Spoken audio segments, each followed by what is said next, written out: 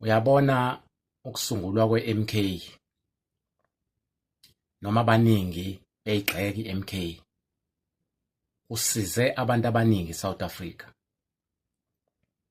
because namhlanje kuvela amavundululo, kuvela amahlazo esesiphile ngaphansi kwawo iminyaka, siphila ngamanga, sibe sitshelwa kuthiwa sikwi-democracy, siphila ngentando yeningi. Lento ye-MK sisiprovela ukuthi kuvela ukuthi cha, asiphili ngentando yeningi, siya-operatewa i-minority icontrola i-majority. Lento ye-IEC isiveze kwahlala obala ukuthi i-IEC ayikho independent, ichemile. Akukwazi ukuthi inkantolo isiyenze i-ruling ngodaba likamsholozi bese kuqhamuka yona futhi i-IEC yenza i-appeal. Kanjani? Isiveze ngokusobala ukuthi i-IEC iyasetshenziswa, i-IEC ichemile.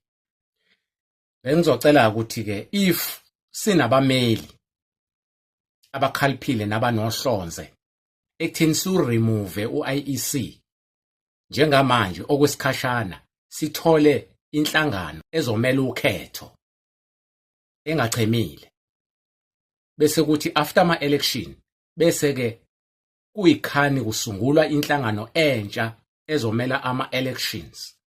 Ngamanye amazwi, njengoba siyokhethweni asisayithembi i-IEC if ikwazi ukumelana nentando yeningi, i-appeal isinqumo sesithathwe inkantolo, imelane nabantu base-South Africa, ibe iyi-minority, yona ifuna ukucontrol i-majority. Yiphi kanti le democracy sasitshelwa ngayo ukuthi abantu base-South Africa umsebenzi wayo kanti yini? Akona yini wokuvotisa nokuthi ikhanda ama-voters roll nokuthi ihlonze into eyithize? Yebo-ke icala abalithathileke balifaka enkantolo saluwina. Yini-ke manje enye futhi?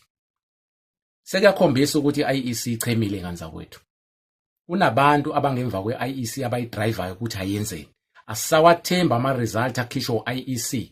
As from now, uqhubeka nalento yokuaphila amacala, ungenelela indaba zosopolitiki ekubeni uzibiza ngokuthi u-independent. Why ugamanxe endabeni zosopolitiki? Uyi-political party no-IEC. Abantu base-South Africa balifuna kwi-ballot ikhanda likaZuma. I-majority leyo. Why bona beyi-minority befuna kugcine bona? Asizona iy'ngane.